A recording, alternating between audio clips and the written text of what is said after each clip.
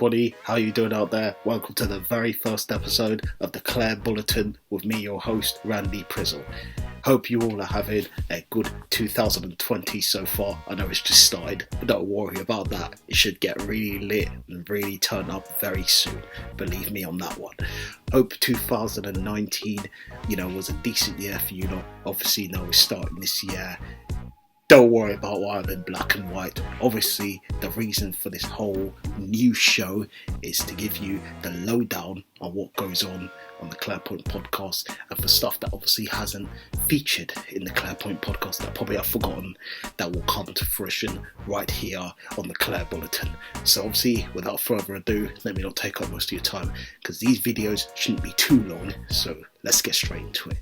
Anything obviously that's on my mind as well that I forgot to mention, anything that's bothering me on a day-to-day basis, may happen through the phone, could happen right here through the camera right here on my laptop. But yes, this is how it's going down, straight, direct to the point. Let's get it started. My first point, something I forgot to mention on the podcast, which will be coming out later today at around 9 p.m. I forgot to mention my favourite goal of the decade. And my favourite goal of the decade, this is Premier League I'm talking about. Favourite Premier League goal, obviously have to give it to Papiss Cisse.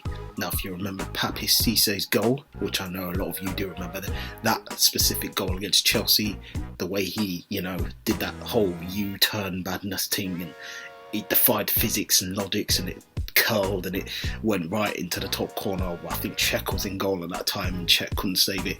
That for me is one of the best goals of the decade. No other goal beats that goal. Look at the physics. The way he scored that goal was tremendous. Do you know what I mean?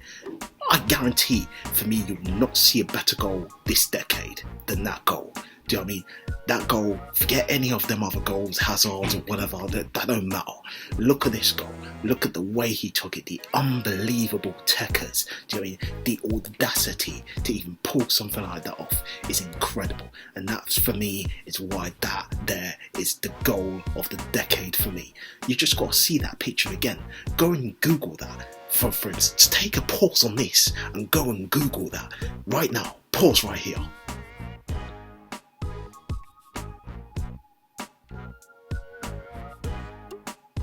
Now go and Google that, and if you've Googled that, you've seen how magnificent and how wonderful that goal is.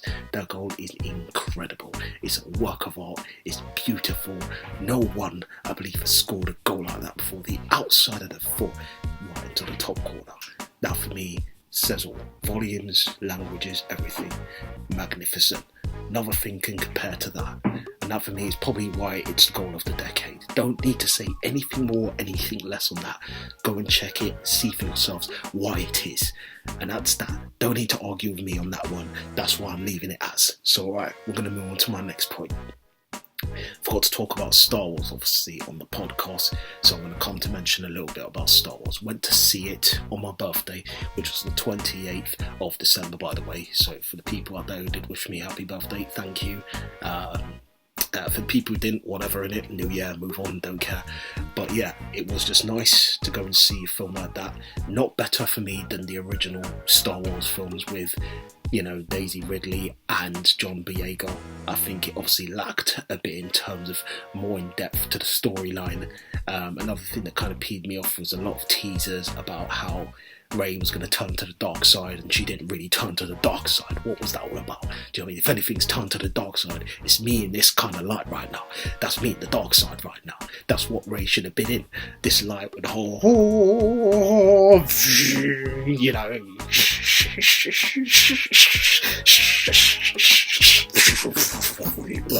Oh, I'm getting excited. But yeah, that's what it should have been like. That's the picture it should have painted, but it didn't paint that picture. Now tell me why we wasted our time to go watch a movie like this. Now, I thought it was okay. It was okay. It could have had moments where it could have been better. It was okay, but it just didn't have that feeling of a real Star Wars film that packed a punch, that had the energy, that had the desire that we all wanted to see. And that's what it lacked. You know what I mean? The person behind the scenes, J.J. Abrams, you fucked up. I'm sorry, man, but you screwed up. Bleep, bleep, bleep. Sorry, I forgot to word, but that's what I meant to say. You messed up. You messed up really badly. J.J. Abrams, sort that out next time. Okay, this is it for the first episode of the Clear Bulletin. Thank you all for joining me, and I'll see you on another episode of the Clear Bulletin when I have something more to say, or something more to rant about, or something more that comes out of the mind that I need to say, that needs to be quick and direct, right here, right now on video. So yeah, see you later. Boom.